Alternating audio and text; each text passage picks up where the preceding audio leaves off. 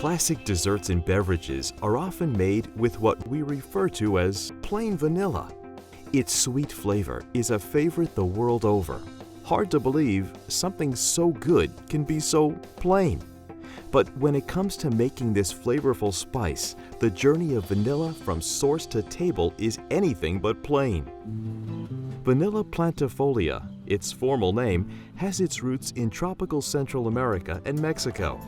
In 1518, Spanish conquistador Hernando Cortés was introduced to vanilla by Chief Montezuma of the Aztec Indians. They shared a drink together that contained cocoa beans and vanilla. Cortés was so enamored with the drink that he brought it back to his homeland, introducing it to Europe. Vanilla is one of 10,000 members of the orchid family. Like its cousins, vanilla vines produce a beautiful flower.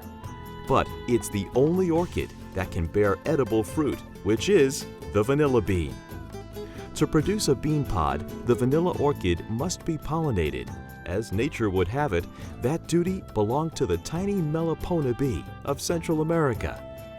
Europeans wanting a larger vanilla supply soon discovered that vanilla vines could grow elsewhere. But because no other insect on Earth could pollinate its flower, the vines could not produce vanilla beans. 300 years would pass before Belgian botanist Charles Morin discovered a way to pollinate the orchid flower by hand.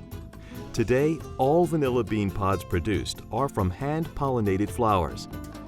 From its start in ancient Mexico, vanilla production has expanded across the globe, including Africa and Asia. The most prominent growing region includes the tropical islands of Reunion, Madagascar, and Comoros. The Golden Triangle produces over 60% of the world's supply of vanilla beans. These beans are more commonly known as bourbon vanilla. In tropical locales like Madagascar, the new rainy season starts the clock on the critical flowering stage of the vanilla vine. Once the flowers open, they must be quickly pollinated by hand before wilting and falling off. Over 80,000 farmers are involved in this process for several months. Vanilla beans are harvested in July. Though fully matured, these green beans are nowhere near their characteristic vanilla flavor. The beans must go through a slow curing process to activate the enzymes which develop the vanilla flavor we all know. It's a several-step process that involves scalding the bean pods, then sweating in special large wooden tubs. Next, the beans go through a carefully monitored month-long slow sun-drying process that retains the heat. Then finally, they're moved indoors for 3 more months of slow bean conditioning.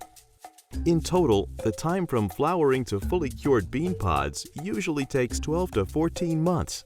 The dark brown vanilla pods are then ready to be shipped.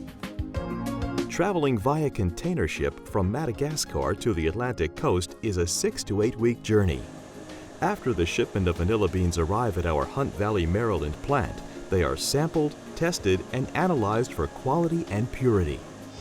Though we sell whole vanilla beans, the most common use for vanilla is in liquid form. Large containers of cut vanilla beans are added to heat-controlled tanks. A blend of alcohol and water is washed over the cut beans to extract the vanilla.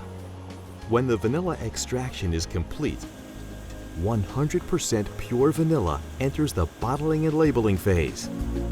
So, the next time you reach for that plain bottle of vanilla, think of its remarkable journey and enjoy the flavor.